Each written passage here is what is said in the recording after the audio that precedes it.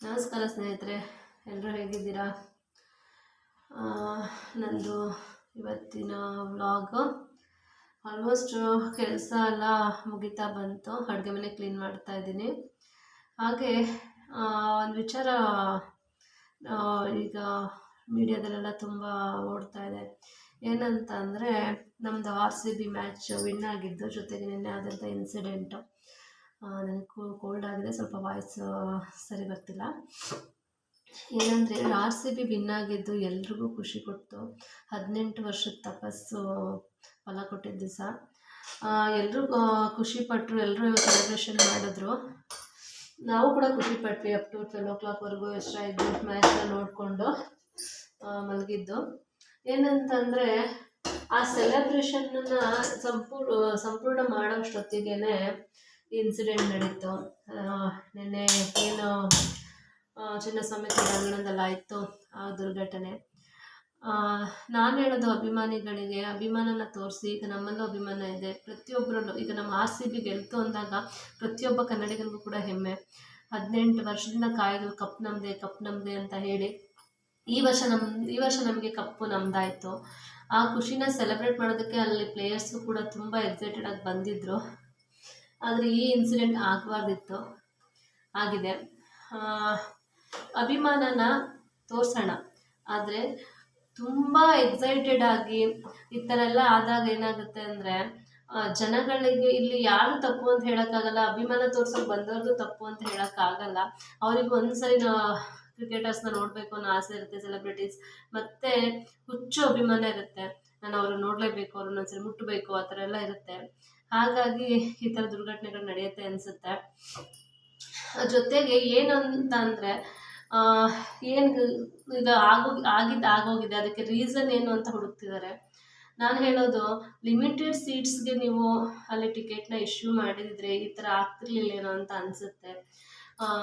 ಯಾಕೆ ಅಂದರೆ, ಈಗ ಏನಾಗುತ್ತೆ ಅಂದರೆ, ಎಲ್ಲರನ್ನೂ ಬಿಡ್ತಾರೆ ಅನ್ನೋದಾದಾಗ ತುಂಬ ಜನ ಬಂದ್ಬಿಡ್ತಾರೆ, ದಂಡೆ ಬರ್ತಾರೆ. ಈಗ ಹತ್ರ ನಿಯರ್ ಇರೋರು ಬರ್ತಾರೆ, ಸ್ವಲ್ಪ ದೂರದಲ್ಲಿರೋರು ಬರ್ತಾರೆ, ಅಭಿಮಾನಿಗಳು ಎಲ್ಲರೂ ಬರ್ತಾರೆ. ಅದ್ರ ಬದಲು ನೀವು ಆನ್ಲೈನಲ್ಲಿ ಟಿಕೆಟ್ನ ಇಶ್ಯೂ ಮಾಡಿದರೆ, 1-2 ದಿನ ಲೇಟಾಗಿ ಮಾಡಿದರೆ ಫಂಕ್ಷನ್ನ ಸೆಲೆಬ್ರೇಷನ್ನ ಈ ಥರ ಆಗ್ತಿರ್ಲಿಲ್ಲೇನೋ ಅಂತ ಅನಿಸುತ್ತೆ. ಲಿಮಿಟೆಡ್ ಸೀಟ್ನ ಕೊಟ್ಟಾಗ ಏನಾಗೋದು ಅಂದರೆ, ಅಲ್ಲಿ ಏನು ಟಿಕೆಟ್ ಇರುತ್ತೋ ಅವ್ರನ್ನ ಮಾತ್ರ ಅಲೋ ಮಾಡ್ತೀವಿ ಅಂತ ಹೇಳಿದಾಗ ಮ್ಯಾಚಿಗೆಲ್ಲ ಯಾವ ಥರ ಇಶ್ಯೂ ಮಾಡ್ತಾರೋ, ದುಡ್ಡು ಕಡಿಮೆನೇ ಇಡಿ ಪರವಾಗಿಲ್ಲ, ಆದರೆ ಟಿಕೆಟ್ ಕೊಡ್ತೀವಿ ಅಂತ ಹೇಳಿ ನೀವು ಆನ್ಲೈನಲ್ಲಿ ಟಿಕೆಟ್ನ ಇಶ್ಯೂ ಮಾಡಿ ನೀವು ಮಾಡಿದಿದ್ರೆ ಈ ಥರ ಘಟನೆ ಆಗ್ತಿರ್ಲಿಲ್ಲೇನೋ ಅಂತ ಅನಿಸುತ್ತೆ. ಆದರೆ ಇವತ್ತು ಲಾಸ್ ಆಗಿರೋದು ಯಾರಿಗೆ ಹೇಳಿ? ಅಪ್ಪ ಅಮ್ಮನಿಗೆ. ಎಷ್ಟು ವರ್ಷ ಸಾಕಿರ್ತಾರೆ ಒಂದು ಮಗುನ, ಎಷ್ಟು ಕಣ್ಣಿನ ರೆಪ್ಪೆಗಿನ್ನ ಹೆಚ್ಚಾಗಿ ಸಾಕಿರ್ತಾರೆ. ನನಗೇನಾದರೂ ಪರವಾಗಿಲ್ಲ, ನನ್ನ ಮಗು ಚೆನ್ನಾಗಿರಬೇಕು ಅಂತ. ಚಿಕ್ಕ ಮಕ್ಕಳು ತಿರೋಗಿದ್ದಾರೆ, ವಯಸ್ಸಿಗೆ ಬಂದ ಮಗನ ಕಳ್ಕೊಂಡಿದ್ದಾರೆ. ಈ ದುಃಖನ ಭರಿಸೋ ಶಕ್ತಿ ದೇವ್ರಿಗೆ ಅವ್ರಿಗೆ ಕೊಡಬೇಕು. ಜೊತೆಗೆ ನೋಡಿ, ನೀವು ಒಂದು ದಿನದ ಸಂಭ್ರಮಕ್ಕೆ ಅದು ಎಷ್ಟು ಕೋಟ್ಯಾಂತರ ಜನ ಇರ್ತಾರೆ, ಅಲ್ಲಿ ಸೇರಿದ ಜನ ನೋಡಿದ್ರೆ ಕೊನೆನೇ ಕಾಣಿಸ್ತಿಲ್ಲ, ಅಷ್ಟು ಜನ ಕಾಣಿಸ್ತಿದ್ದಾರೆ. ಅದರಲ್ಲಿ ನೀವು ಅವ್ರನ್ನ ಮೀಟ್ ಅವ್ರನ್ನ ನೋಡೋದಕ್ಕೋಸ್ಕರ ಹೋಗಿರ್ತೀರೋ, ಅಥವಾ ಟಚ್ ಅವ್ರನ್ನ ಒಂದು ಶೇಕ್ ಹ್ಯಾಂಡ್ ಕೊಡ್ಬೇಕಂತ ಹೋಗಿರ್ತೀರೋ ಗೊತ್ತಿಲ್ಲ. ಶೇಕ್ ಹ್ಯಾಂಡ್ ಕೊಡೋಕ್ಕಂತೂ ಚಾನ್ಸೇ ಇಲ್ಲ ಬಿಡಿ, ಅಷ್ಟತ್ರಕ್ಕೆ ಬಿಡೋದೇ ಇಲ್ಲ. ನೋಡಬೇಕು ಅಂತ ಹೋಗಿರ್ತೀರ ನಿಮ್ಮ ಅಭಿಮಾನಕ್ಕೆ. ಆದರೆ ನೋಡಿ, ಈ ಥರ ಇನ್ಸಿಡೆಂಟ್ಗಳಾದಾಗ ಅಚಾತುರ್ಯ ಆಗೋಗಿದೆ. ಈಗ ಲಾಸ್ ಯಾರಿಗೆ ಅಂತ ಹೇಳಿದ್ರೆ, ಹೆತ್ತ ಅಪ್ಪ ಅಮ್ಮಂಗೆ ಲಾಸು. ಎಷ್ಟು ದೇವ್ರನ್ನ ಬೇಡಿ ಎತ್ತಿರ್ತಾರೋ ಮಕ್ಕಳನ್ನ, ಆ ಮಕ್ಕಳಿಗೆ ಈ ಥರ ಆದಾಗ ಏನೋ ಒಂದು ಕೈ ಕಾಲೋ ಏನೋ ಒಂದು ಮುರಿದೋಗಿದ್ರೆ ಸರಿ ಮಾಡ್ಕೋಬೋದು ಅಂತ ಹೇಳ್ಬೋದು. ಆದರೆ ಈಗ ಪ್ರಾಣನೇ ಹೊಟ್ಟೋಯ್ತು ಅಂತ ಅಂದಾಗ ಇನ್ನೊಂದ್ಸರಿ ತರೋಕ್ಕಾಗತ್ತಾ ಮಗನ್ನ? ಇತ್ತೀಚಿನ ದಿನಗಳಲ್ಲಿ ಎಲ್ಲರೂ ಒಂದೇ ಮಗು ಸಾಕು ಅಂತ ಹೇಳಿ ಒಂದೊಂದೇ ಮಗು ಮಾಡ್ಕೊಂಡಿರ್ತಾರೆ. ಇನ್ನಿರೋವರೆಗೂ ಆ ನೋವು ಅವ್ರ ತಂದೆ ತಾಯಿ ಇರೋವರೆಗೂ ಕಾಡುತ್ತೆ. ಪುತ್ರ ಶೋಕ ನಿರಂತರಂ ಅಂತಾರೆ. ಪುತ್ರ ಆದರೂ ಅಷ್ಟೇ, ಪುತ್ರಿ ಆದರೂ ಅಷ್ಟೇ, ಆ ನೋವು ಇದ್ದೇ ಇರುತ್ತೆ. ನಾನೇನು ಹೇಳೋಕ್ಕೆ ಇಷ್ಟಪಡ್ತೀನಿ ಅಂದರೆ, ಅಭಿಮಾನನ ತೋರಿಸಿ, ಆದರೆ ಈ ಥರ ದಂಡಾಗಿ ಎಲ್ಲ ಜಂಗುಳಿಲಿ ಹೋಗಿ ನಾನು ಅಭಿಮಾನನ ತೋರಿಸ್ತೀನಿ ಅಂತ ಹೇಳೋದು ನನಗೆ ಅದು ಎಷ್ಟು, ನಾನು ಹೇಳೋದು ನನ್ನ ಅಭಿಪ್ರಾಯದ ಪ್ರಕಾರ, ಆ ಥರ ಹೋದ್ರೆ ಮಾತ್ರ ಅಭಿಮಾನ ಇದೆ, ಇಲ್ಲಾಂದರೆ ಅಭಿಮಾನ ಇಲ್ಲ ಅಂತಲ್ಲ. ಮನೇಲಿ ಸೆಲೆಬ್ರೇಟ್ ಮಾಡಿ. ಈಗ ಮನೇಲಿ ಎಷ್ಟು ಜನ, ಈಗ ನಮ್ಮ ಏರಿಯಾದಲ್ಲಿ ಎಷ್ಟು ಜನ ಪಟಾಕಿ ಹೊಡೆದ್ರು, ಎಷ್ಟು ಜನ ಸಂಭ್ರಮಾಚರಣೆ ಮಾಡಿದ್ರು. ನಾನಂತೂ ಅತ್ತೇ ಬಿಟ್ಟಿದ್ದೀನಿ ಫೈನಲ್ ಓವರ್ ನೋಡಿ. ಅಷ್ಟು ಖುಷಿ ಆಯಿತು ಗೆದ್ದರು ಅಂತ ಹೇಳಿ.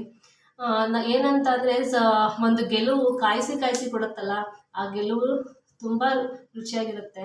ಎಷ್ಟು ವರ್ಷದಿಂದ ನಾವು ಗೆಲ್ಬೇಕಂತ ಹೇಳಿ ಈ ವರ್ಷ ಗೆದ್ದಾಗ ತುಂಬ ಖುಷಿಯಾಯಿತು, ಎಲ್ಲರೂ ಸಂಭ್ರಮ ಪಟ್ಟರು. ಆದರೆ ಈ ರೀತಿ ಸಂಭ್ರಮದಲ್ಲಿ ಸೂತಕ ಆಗಬಾರ್ದಿತ್ತು, ಆಗೋಗಿದೆ. ಆದಷ್ಟು ಯೂತ್ಸು ಸ್ವಲ್ಪ ನಿಮ್ಮ ಅಭಿಮಾನನ ತೋರಿಸಿ, ಆದರೆ ಈ ಥರ ಕ್ರೌಡ್ನೆಲ್ಲ ಮಾಡಿಕೊಂಡು ನೂಕಾಕಿ ತಳ್ಳ ಹಾಕಿ ಎಲ್ಲರೂ ದಂಡಾಗಿ ಹೋಗೋದನ್ನು ಅವಾಯ್ಡ್ ಮಾಡಿ ಅಂತ ಹೇಳ್ತಾ, ಈಗ ಆಗಿರೋ ಘಟನೆಯಲ್ಲಿ ಯಾರಿಗೆಲ್ಲ ಲಾಸ್ ಆಗಿದೆ ಅಂದರೆ, ಲಾಸ್ ಅನ್ನೋದಕ್ಕಿಂತ ಹೆಚ್ಚಾಗಿ ಬಿಗ್ಗೆಸ್ಟ್ ಲೈಫಲ್ಲಿ ಅವರಿಗೆ ಮರೆಯೋಕ್ಕಾಗದೇ ಇರೋಂಥ ನೋವು, ಆ ನೋವನ್ನು ಭರಿಸೋವಂಥ ಶಕ್ತಿ ಆ ದೇವರು ಆ ತಂದೆ ತಾಯಿಗಳಿಗೆ ಕೊಡಲಿ ಅಂತ ಹೇಳ್ತಾ, RCB ಟೀಮ್ಗೂ ಕೂಡ ಬೇಜಾರಾಗಿದೆ.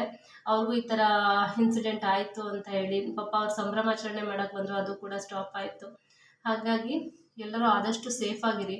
ಸೇಫಾಗಿ ಇದೆ ಅಂತ ಅಂದಾಗ ಮಾತ್ರ ಮನೆಯಿಂದ ಆಚೆ ಬಂದು ಏನಾದರೂ ಒಂದು ಈ ಥರ ಪ್ರಿಕಾಷನ್ಸ್ ಏನಾದರೂ ಇದ್ದರೆ, ಲಿಮಿಟೆಡ್ ಸೀಟ್ಸು, ಮತ್ತು ಅಲ್ಲಿ ಯಾವುದೂ ಇದಿರಲಿಲ್ಲ ಅಂತ ಹೇಳ್ತಾರೆ, ಅವಾಯ್ಡ್ ಮಾಡೋದಕ್ಕೆ ಪೊಲೀಸ್ ಆಗಲಿ ಇನ್ನೊಬ್ಬರಾಗಲಿ ಇರಲಿಲ್ಲ ಅಂತ ಹೇಳ್ತಾರೆ.